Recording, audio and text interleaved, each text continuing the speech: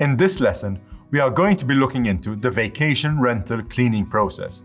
And honestly, I can't stress enough how important this is in the hospitality industry. When I started vacation renting, I actually cleaned a number of properties myself. But as I'm sure some of you are well aware, it is quite a tiring process. As my operations grew, I soon realized that my strengths would be put to better use elsewhere. That's when I decided to hire a cleaner, and I based my decision on the following selection process.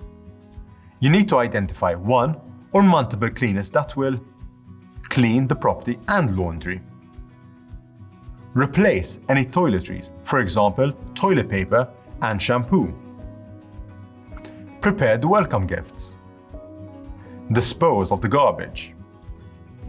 And tackle additional issues such as blocked drains, changing a light bulb, etc. Should you select one cleaner per property, I suggest finding someone who lives in the same area. That way, he or she can quickly assist you should you have any last-minute bookings. If, on the other hand, you decide to contract a local cleaning company, always bear in mind that such agencies are always worried about scope creep when they are taking on new assignments. Scope creep generally occurs when you begin asking for small additional services over and above what was initially agreed, like requesting they trim the garden when it had never been agreed to. Always set clear boundaries within your agreements and do your best to stick to them. When engaging such services for your property, you will need to agree with the cleaner on a number of hours required for a standard cleaning. Also, do clarify the exact hours when the property will need to be cleaned. I generally schedule cleaning between checkout and check-in, for example from 10 a.m. to 3 p.m. Explain that they may need to work on weekends or public holidays, and please do stress the importance of reliability as they'll likely have an irregular schedule. You might also face language barriers, so just be sure that everything is understood. You should also factor in a more thorough deep cleaning, for example, when it has been more than a couple of weeks that the property has been used, or if your property is in heavy use. I recommend deep cleaning it every 6 weeks. Also included in the cleaning process is laundry. Whilst it is relatively easy to find a cleaner who is ready to clean the property, the laundry tasks can be more challenging, as they may not have transportation to take the laundry with them, or the facility to clean it. Keep in mind that clean laundry also needs to be available when the cleaner is at the property so that he or she can prepare the beds and towels. For most properties, there is no available storage area, and should you hire a third party to clean the laundry, they will need to coordinate with the cleaner for collection and delivery. As always, do check how much the laundry contractor will charge.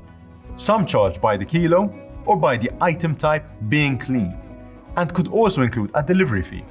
If, on the other hand, you are still considering cleaning the laundry in your property, do keep in mind that certain stains might not be easily removed using a domestic washing machine.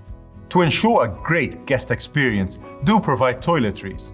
I would recommend purchasing them in bulk and storing them in a storage locker for later use.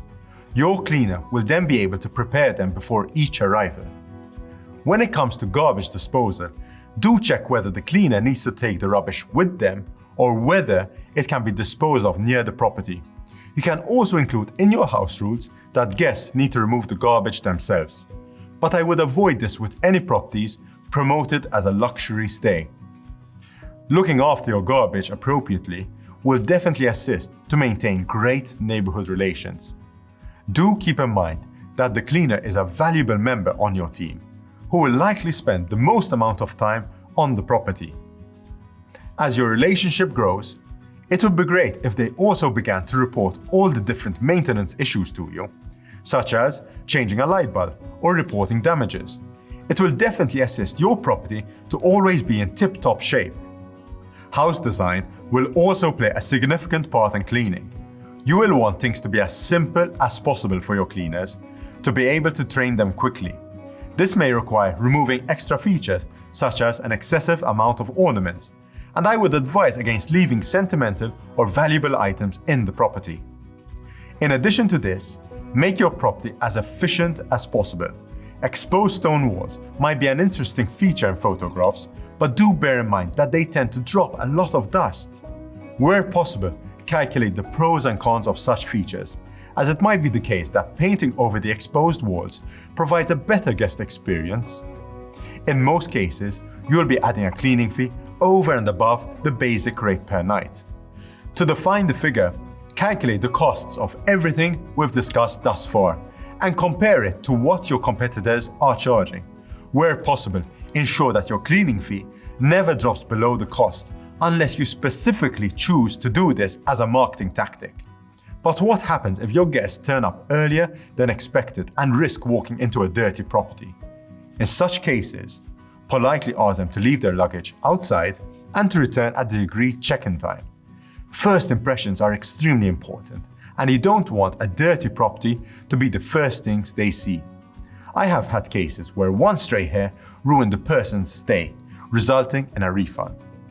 Cleanliness is easily criticized since everyone has their own expectations and a basic understanding of what a clean property looks like. So please treat this part of hosting with the utmost care. It's a sensitive topic, and guests will dedicate a lot of their reviews to this aspect.